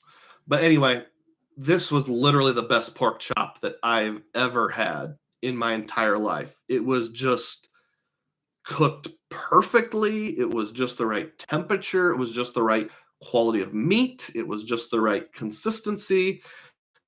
Like a cheesy souffle. That was amazing. It wasn't cheap. It was pushing $40. But there it is cut into. Look at that guy. Oh, Homer Simpson drooling sound effects. So yeah, that was the favorite place that I ate on the whole trip. That amazing pork chop at the Old Ebbitt Grill. Runner-up was the first day we had breakfast at the Salamander Resort. I had a ham and cheese omelet, 2 links of sausage was an extra $10, but we had that breakfast credit. Breakfast potatoes. Of course, Mr. Roz insisted on having ketchup to dip the potatoes in and the sausage. And I added ranch later. So Dr. Doug was well pleased by the presentation and the fanciness. Mr. Roz was well pleased with the condiments, the jelly, the ketchup, and the ranch. And hollandaise sauce, I believe. So thank you, Xavier. Good one. Yeah, it was a huge omelet. And great. Philmo says, if you can impress a guy from Iowa with pork chops, you're doing it right. That's exactly right. And MR says, that pork chop takes my breath away too. Xavier says, thick. John McKinstry says, looks kind of like a steak, a good pork chop. It was amazing. And you're right, John. No need to eat the rest of the day. Where were we? Next up, Sean Credit asked this question. I could probably put away this picture. Let's say you own a bank. What is your credit card structure and rewards categories look like? How would you capitalize on the credit card world and big banks with the goal to expand and build a large cardholder following while still keeping assets growing? That's a great question, Sean. Thank you. I will admit I know almost nothing about the back end of banking. I did work at a bank for like 18 months, but they never told us about profit loss margins. They just wanted us to sell stuff. It was Wells Fargo. With that in mind, I don't have a lot of thoughts. I know Built is doing things right. Obviously the points and miles side of me says I want a credit card with a low annual fee that gets 7% cash back on everything, and it's actually transferable points. You can transfer to Hyatt, and you can transfer 1 to 3 to IHG and 1 to 3 to Hilton and Aeroplan and basically American Airlines and every single transfer partner there is. And it has a 350,000 point sign-up bonus for only spending $5,000. That's what I want, but I know no bank in their right mind is going to actually offer that. Also, the way I think we had a vacuuming accident out in the main room. With that in mind, I'm assuming based on what it's worded, let's pretend I'm a smaller bank, like maybe a regional bank in like 10 different states, kind of like Great Southern Bank or PNC or something like that. It seems like getting into transfer partners is kind of hard. So I would take a page out of places like Penn Fed Credit Union, and even there's a credit union here in Iowa called Green State, where they have a 5% cash back on all flights and hotels card with no annual fee, and lean into things like that. But there's another bank in my area, and I'm not sure which one it is. It might be Great Southern Bank, who has a credit card that's basically like a clone of the Citi Premier, except there's no transferable currencies, and there's no, it's cash back. Well, that's why there's no transferable currencies. It's cash back only, and there's no annual fee. It is a MasterCard World Elite, so you get all the kind of basic travel protections like secondary car rental and concierge and that kind of stuff. So 3x on dining, 3x on groceries, 3x on gas. I think it also has 3x on discount stores like Walmart, Sam's Club, Dollar General, that kind of stuff. The catch is you have to bank there, and they have some delimiter for how to bank there. Like you have to keep an average balance of at least $1,000 between checking and savings combined, or you have to have at least one direct deposit a month, or you have to make 10 debit card transactions a month. So that's what I would do if I was a regional bank. I would offer, multiple credit cards, each with something good. You might have your 3333 credit card, like the Citi Premier clone for no annual fee. And then you would have your Autograph Journey clone for 5x on hotels, 4x on flights, no annual fee. But the catch is you have to bank with us, and you have to actually bank with us. You either have to have a loan, a direct deposit, 10 debit card transactions a month, a minimum balance, something to prove that you're an actual loyal customer, because we know these cards are going to be losses for us, but hopefully we make up for it in the relationship. That's what I would do. And you might have to do something like you can only have a maximum of 3 credit cards with us so that you don't go out and get everything.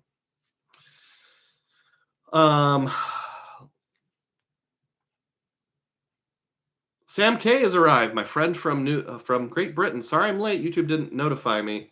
I'll stay for the remainder of the stream. Thanks, Sam. QC Man 2000, Quality Control Man says, if you own a credit card company, you have to entice people to overspend and carry balances to make a profit. Or excuse me, you have to do that. If everyone was like us, credit card companies wouldn't offer just rewards programs. I I think that's true, but I think like credit unions and stuff make more money off the swipe fees and the relationship and aren't as worried about people going in debt, because you'll see like credit union cards where, the interest is capped at 10% or something like that. MR says YouTube notifications are as useful as a screen door in a submarine. That's true. All right, next question. We've got at least a couple more here. I know with a fairly high degree of certainty. Xavier asks, which hotel had the best pool, if applicable? You would think I would say the rooftop pool at the Intercontinental, but like I said, because of the wind, it wasn't very appealing. Obviously, the little tiny rectangle with 16 kids at the Hilton wasn't great. So it'd be the outdoor family pool at the Intercontinental. The service, it was a good temperature, lifeguard, good stuff. The other two didn't have a lifeguard. Anthony Venture asked this question: did you ride Lyft or any other scooters while out there? I did on one occasion. So I mentioned that the Embassy Suites was close enough to the National Mall to walk there, but it was like 1.1 miles one way. Well, on the night of the 4th of July, we wanted to go down to the National Mall, but getting an Uber or Lyft would be almost impossible. So we just started walking. And partway through, I found a Lyft scooter. And I'm like, hey, family, you don't mind if I do this? And they kind of rolled their eyes slightly. So I took a Lyft scooter like 2/3 of the way down to the National Mall. It was like $5 and then just parked it there. But on the way back, I had to actually walk. So I did ride a Lyft scooter one time, spent $5 or something like that on it. Robert Jarrell asked this question. Hey, what do you do if you find someone spreading disinformation and or just plain errors and crap content on YouTube? I ran across this horrible video on the US Bank Altitude Reserve by someone calling themselves blank. I'm not going to read the name. If you want to go to my community tab and read it, you can. His review totally omitted the 3% travel category and real-time rewards. I asked him about these, and he blatantly said there's no 3% on travel. I guess real-time rewards is beyond his comprehension. How do we protect noobs against this kind of just plain wrong content? It's embarrassing. I didn't have a lot of time to think about it after you put that in, Robert, but I have thought about it in general at various times in the past. I actually started just recently keeping a playlist called videos that I can react to. And it's either videos that I really agree with or videos that I really disagree with, one of the two. So I suppose myself or any content creator can do that.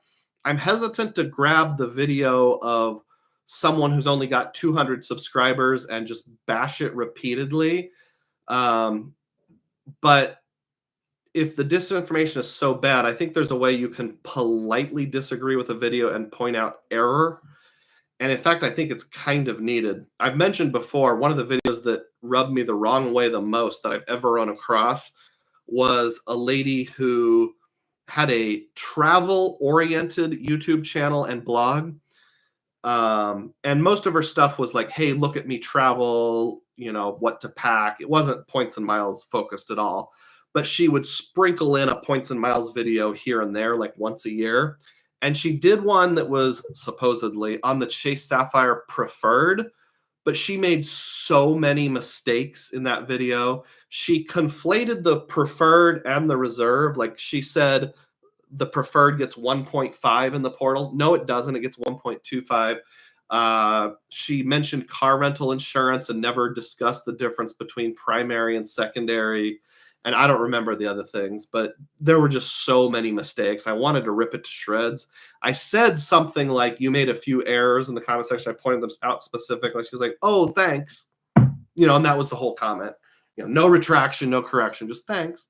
So it's okay to say, I'm going to support a new creator and they're trying their best if they leave information out that maybe misses the thrust of something. But when they have information that's just plain wrong, I think it's okay to respectfully correct it.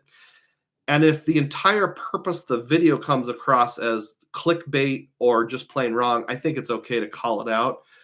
It's hard to know where that fine line is between correcting politely and calling out. I'm not exactly sure.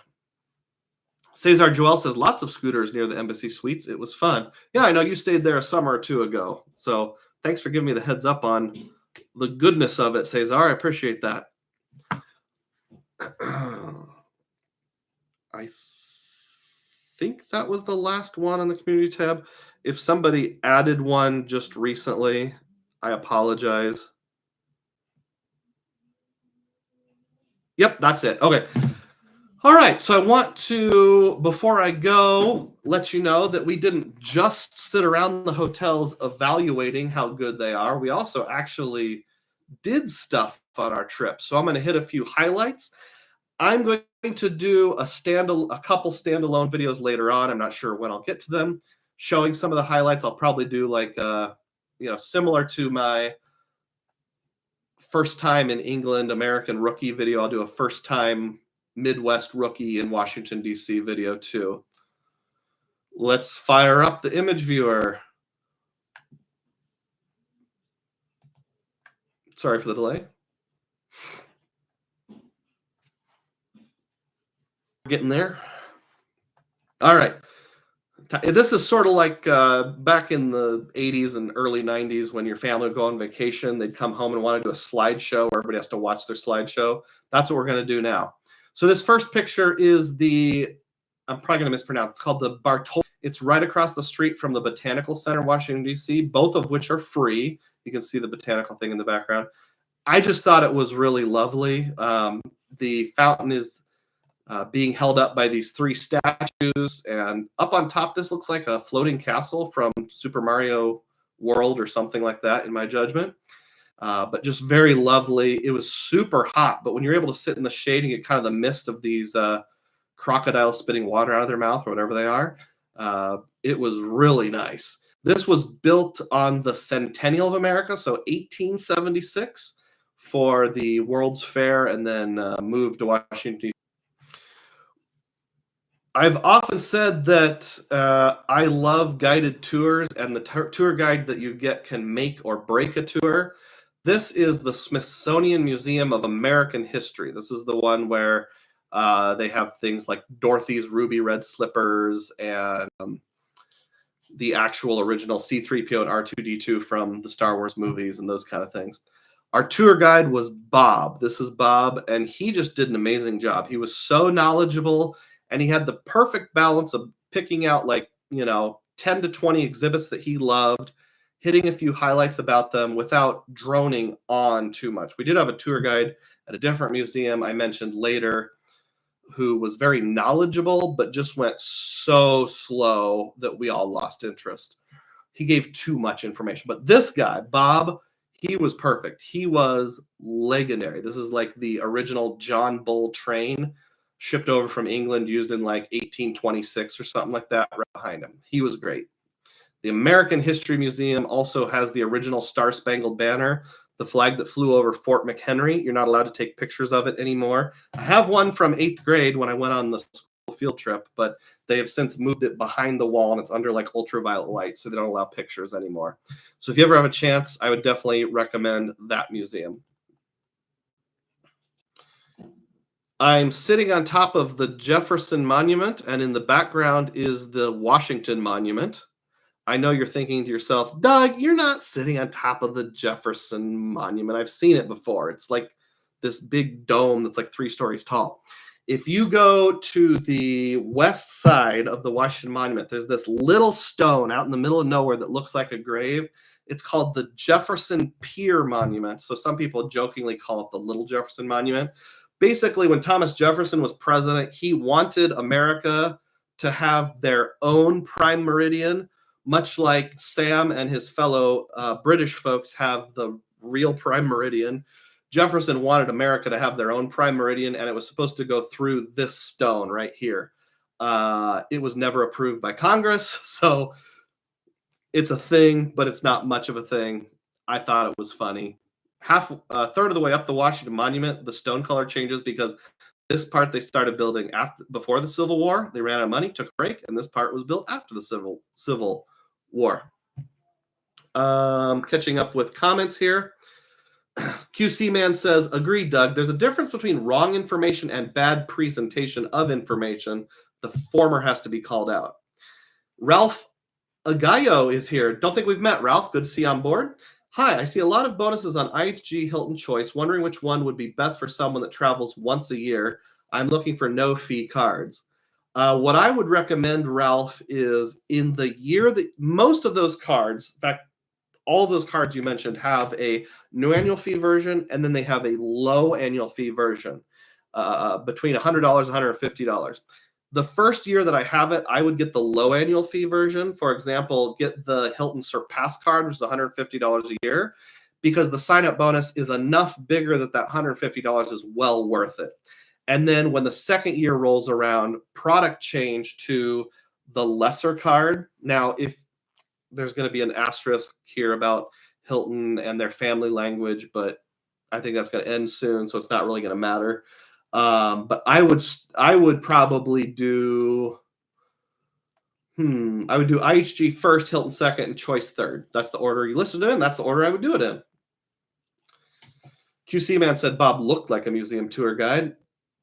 Sam K says, what's the internet speed over there? Is it lagging lots? I have 1 million megabytes internet speed. It's not the internet, it's the computer. But I don't know if you're here earlier. My new computer arrives next week, so this problem should go away in the near future. QC Man says, does it take a full day to tour the American History Museum? Well, it depends if you want to just look at the big stuff, or if you're the kind of person who wants to read each individual exhibit. Like, they have a section on clothing, and it's like, here's a pair of jeans worn by an actual cowboy in Wyoming from 1875. And it gives the history of that cowboy. If you want to read all of those, you're going to need 2 full days. But if you're just like, I want to see the big stuff, I want to see the Star Spangled Banner, I want to see Dorothy Slippers, I want to see the Star Wars stuff, I want to see the train, I want to see John Travolta's jacket from Greece. If you just want to hit the big stuff, you can do it in a half day. Next, this is the National Archives. This is where they keep the Constitution, the Bill of Rights, and the Declaration of Independence. And a tip that I have would be go right when they open in the morning. They open at, I think, either 9 o'clock or 10 o'clock. Get in line about 15 minutes early, and it's not busy at all. I read lots of, on a Sunday is when we did it. I did lots of reviews about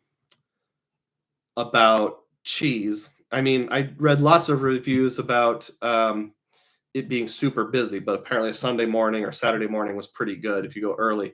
It's kind of one of those things. They're back here. I didn't get any good pictures of me looking at the glass, or did I? I think that was the thing we did on our down day at the Intercontinental. We took the shuttle bus part of the way. We walked the rest of the way, saw a sculpture garden, then went back home and chilled the rest of the day. So that was one of our down low days. My favorite activity the entire time we were there was a tour of Washington, D.C. by electric cart, an electric cart like this one, where you have a tour guide that goes with you. And I booked it through Viator. A couple things about that. You can do the private tour or the group tour. I think the private tour was like $60 per person, and the public tour was like $60 per person, where you have a bigger cart and they fit you with other families. And the private tour, so making sure it's just your family, was $100 a person. So that was around $400. $400 is a lot of money, but worth every penny.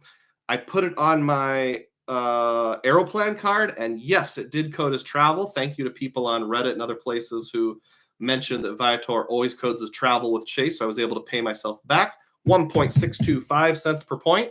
So that worked out. The one day in DC that the temperatures were mild was the day we did this. A nice breeze, probably in the mid 70s, lower humidity. It was amazing. So the next few pictures are going to be us on that electric cart tour. This is the Smithsonian main building, which sadly was closed. It's called the Smithsonian Castle, but it was a cool enough building. It's right in the National Mall to take a picture out front. It was built like in the late 1800s, but it was made to look like a medieval castle, like you mentioned, Sam. Maybe more of a Renaissance castle than a medieval castle.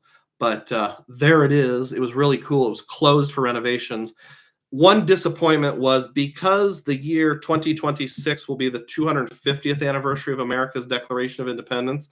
a lot of stuff was closed for renovations or partially closed. So like literally half of the Air and Space Museum was off limits. My son really wanted to see the Bell X-1 test plane, but we weren't able to. This was closed too. You can only see the outside. You couldn't go in it. This is the real Jefferson Memorial or Jefferson Monument. You can see the statue. I think this one was my favorite. Basically, you're on the electric cart and you stop at like 10 different monuments. It's called, I think, the Monuments Tour or something like that. The newest of the big monuments is the Martin Luther King Jr. Monument. This was actually the favorite monument of my son. The way it's positioned, it like looks at the Jefferson, it's lined up with the Lincoln. And because we had a tour guide, he could tell us all the symbolism of things, like why his legs aren't carved, why there's a hole in the entrance. There's like these waterfalls that you can't hear until you enter, and that's symbolic about like ending oppression and slavery and those kind of things. And it was just a really pretty location right in the tidal basin. You can look across the tidal basin, and he's kind of staring, like sort of like I'm building on the works of Jefferson. That was neat.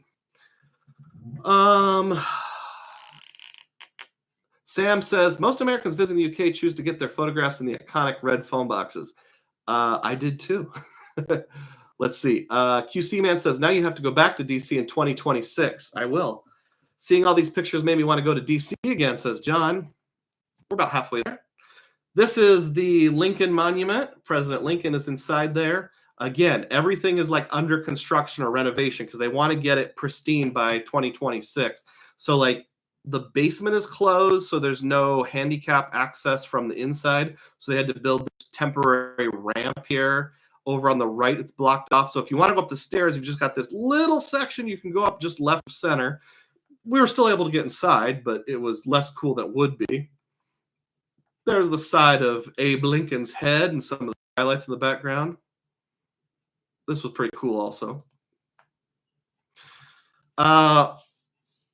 One day we did the National Art Gallery, which is not part of the Smithsonian. They have a separate one, but the National Art Gallery is like the government opened it with a gift 100 years ago, and they've had like truckloads of paintings they've either bought or have been donated.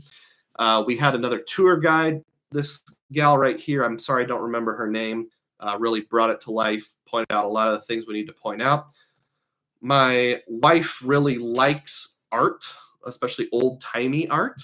So I got a lot of husband points on this trip.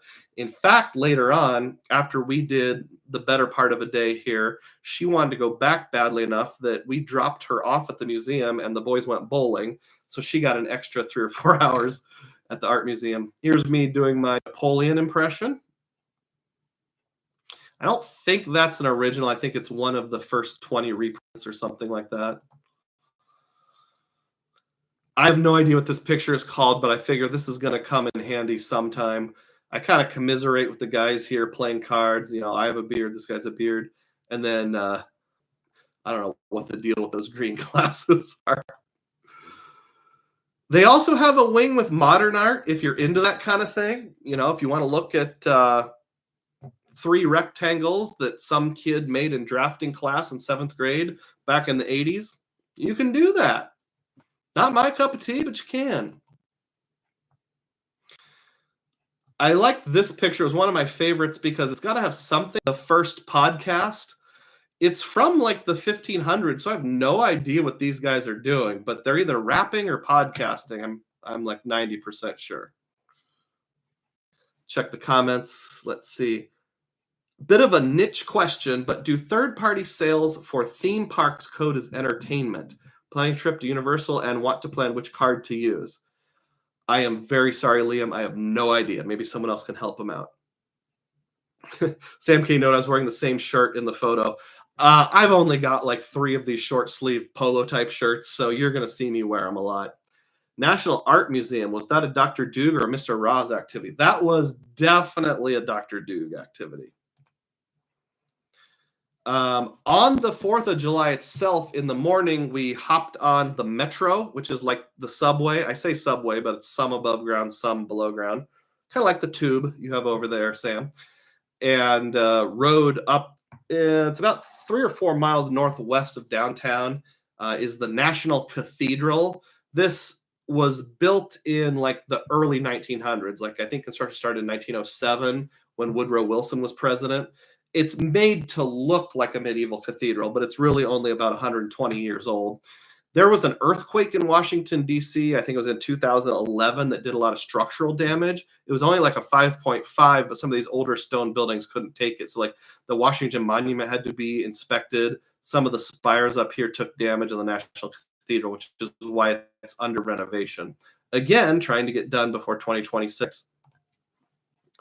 The building was created with permission of the federal government as a private church. It's an Episcopal church. You have to pay, I think, $20 a person to take the tour. Stained glass windows all over the place. And here you can see the flag of Iowa, the one that's like got an eagle and a red stripe at the bottom. That was pretty cool. We actually kind of stumbled into a cool thing. The morning that we got there, there was a free open concert of the U.S., one of the branches of the military. I think it was the Army, but don't quote me on that. The U.S. Army Brass Quintet. So we got to listen to a brass band play some mix of both classical and patriotic songs. Oh, man. 4th of July, National Cathedral, military band. Whew. America. That was pretty awesome. We love that. And then on the 4th of July, you're in Washington, D.C., you got to go see the fireworks. We actually debated it because I don't like big crowds, and neither does Mrs. DUGROZ, but this is the National Mall. This is when I rode the lift scooter down there to watch the fireworks. This was later in the day, probably around 7 o'clock in the evening. You can see the sea of humanity. They actually had a section of green space blocked off behind us that you weren't allowed to sit on because they'd put in new sod, but it goes all the way back to the Capitol. We just found a spot kind of halfway between the Capitol and the Washington Monument. You can see the Smithsonian Castle there. There's the U.S. Capitol. Here's me looking very sweaty, wearing my Iowa State Cyclone shirt. So the Art Museum, the National Cathedral, Dr. Doug picked those activities. The fireworks, hanging out with all the normies, that was Mr. Roz's activity. So you turn around, you wait for nightfall, and you get that view right there. Technically, it's listed as an obstructed view, but when the obstruction is the Washington Monument, who cares? That was pretty awesome. I'm probably not going to go back because it was super sweaty. You had to wait a long time and use porta potties, but absolutely worth doing. I've called this trip our patriotic pilgrimage, and it really was. The last 3 days we stayed at the Salamander, we had a rental car because you can't take the subway to get to Middleburg, Virginia. It's too far out in the country. So we had a rental car. Since we had a rental car, the middle day we drove to Mount Vernon, which is where George Washington is buried. This is the tomb of George Washington. You may know that on my other channel, DUGROZ Nostalgia, I have a goal of getting to the grave of every president. So I was actually able to chalk off 4 presidents on this trip. Woodrow Wilson is buried in the National Cathedral. President Taft and President Kennedy are buried at Arlington National Cemetery, which we went, but my cell phone was low on battery, so I didn't take any pictures on my cell phone. My wife has some on her camera, which I have to get off. And then here, George Washington. So 4 more presidents to add to the list. I've got them, the 2 Harrisons. I've got, there was one other that I picked up, and I can't think of it.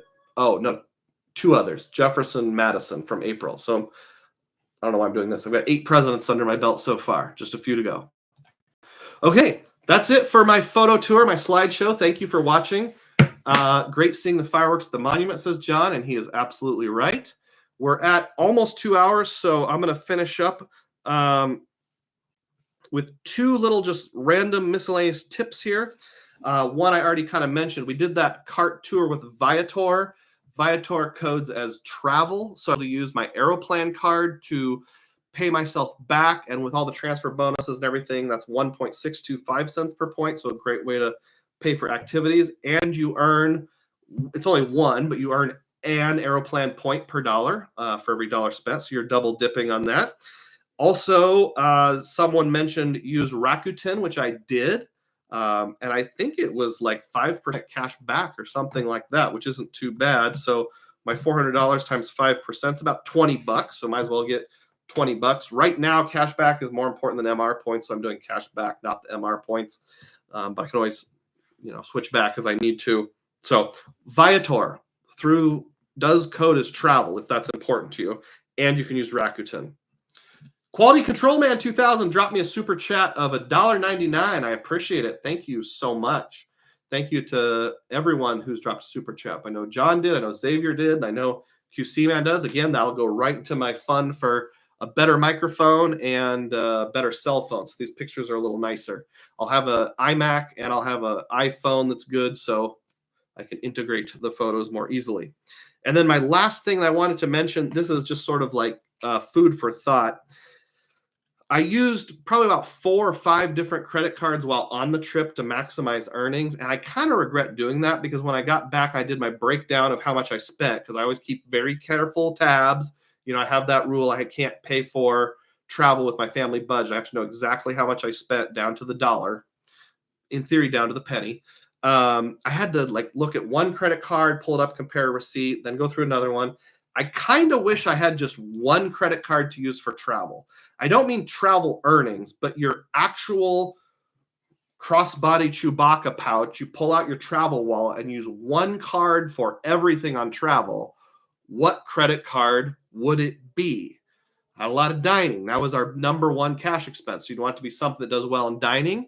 You would also want public transit, like your subways and buses and parking. So I'm thinking maybe like Wells Fargo Autograph would be a good choice, those kind of things. But then, everything else too, like CVS Pharmacy, well, there I want to use my Chase Freedom card. It's the extra 1 point per dollar that big of a deal. I could use the Venture X on everything, and use the travel eraser if needed. So just food for thought, something I'm going to think about. Maybe that will be a standalone video at some point in the future.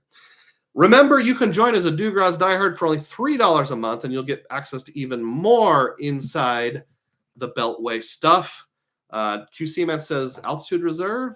Now, there were some places that didn't take mobile wallet, like the Old and Abbott Grill. You just have to lay your credit card on the table, and they come get it. So that would work some places. I suppose you could argue, since you're getting mobile wallet, 7 out of 10, 8 out of 10 places. The others, who cares?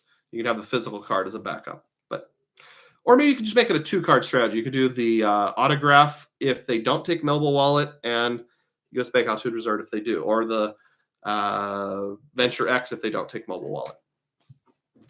As Sam says, be safe, everyone. Thank you for watching. May your spending be frugal, and may your points be plenteous. Thanks.